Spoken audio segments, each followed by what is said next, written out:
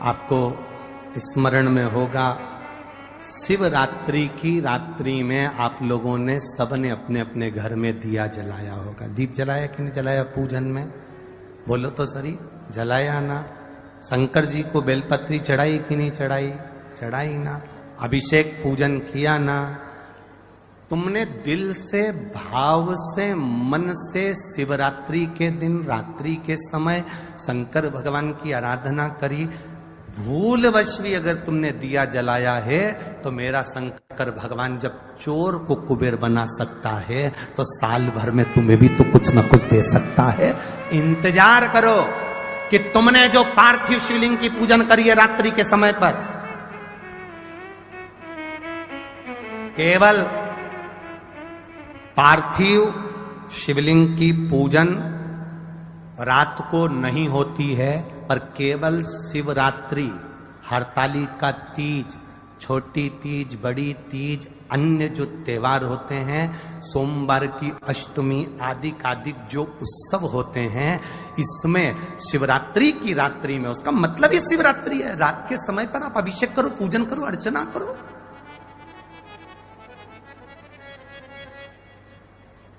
उसका काम शिवरात्रि, रात भर आराधना करिए, रात भर अर्चना करिए।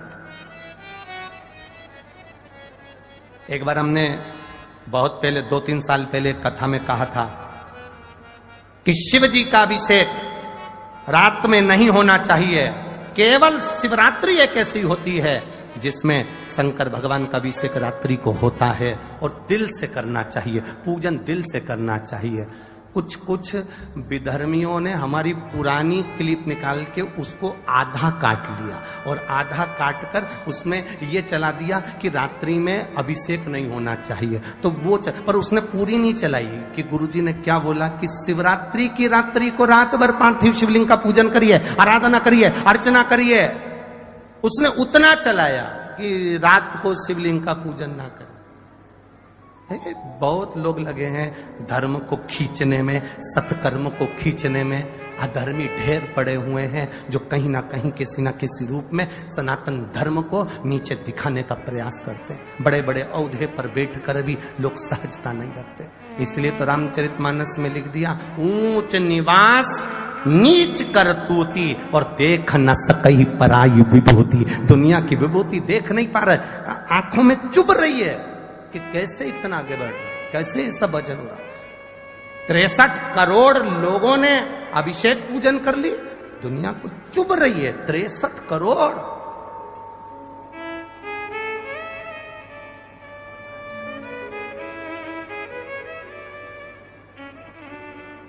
चुभ रहा है।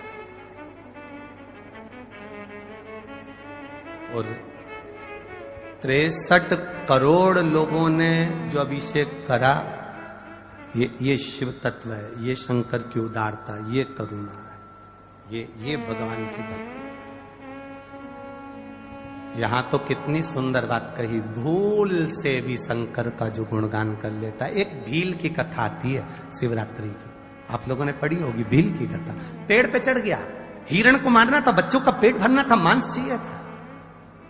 पेड़ पे चढ़ा, पानी की छाजल, अब इधर छाजल जानते कि नहीं जानते मैं नहीं मालूम, कपड़े की बनती थी, मोटे कपड़े की छाजल जिसमें पानी भरा था, ठंडा पानी रहता था। कपड़े की छाजल लेकर ऊपर चढ़ा, पेड़ पे टांग दिया, चढ़ गया ऊपर। हिरण का इंतजार कर रहा है कोई मृग आ जाए, उसको मारूंगा, बच्चों का पेट भरना है, बच्चे भूखे।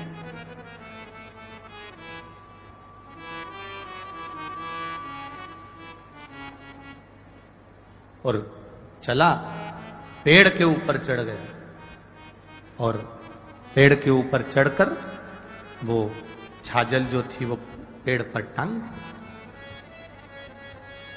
और पेड़ पे टांगी। अब वो हिरण को देखने के लिए इधर घूमे तो छाजल हिले, छाजल हिले तो उसमें से 2-2 बूंद पानी नीचे गिरता है। इधर घूमे 2 बूंद पानी नीचे। इसको नहीं मालूम कि मैं बेलपत्री के पेड़ पे टरमा, इसको नहीं मालूम कि मैं बेलपत्री के पेड़ पर चढ़ गया।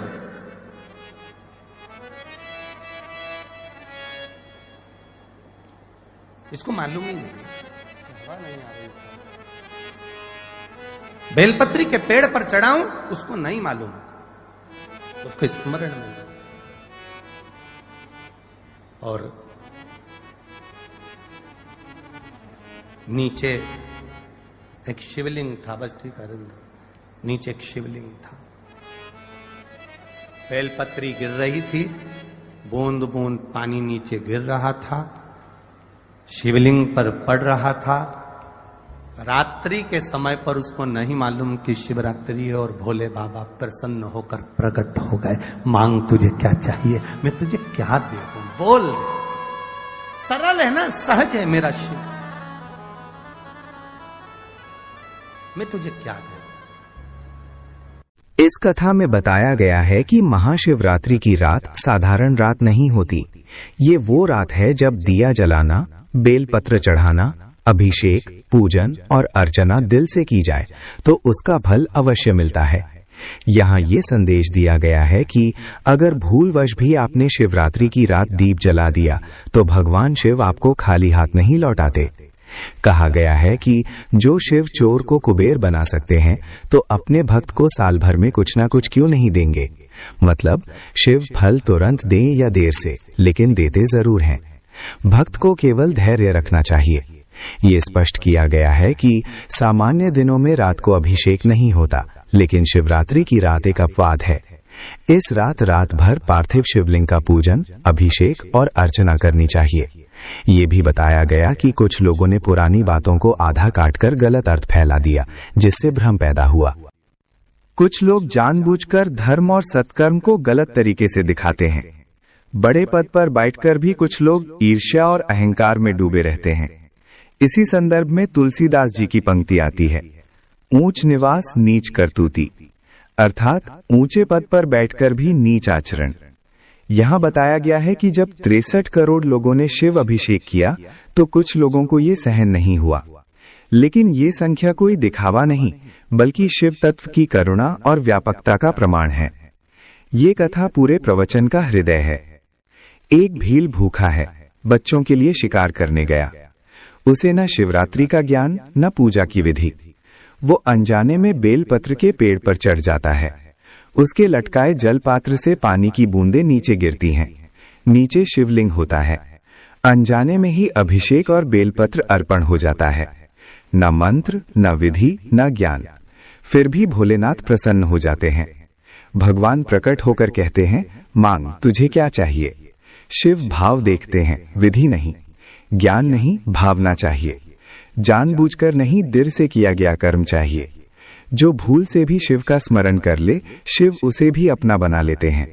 जो जानकर नहीं, अनजाने में भी शिव को याद कर ले, भोलेनाथ उसे भी खाली हाथ नहीं लौटाते।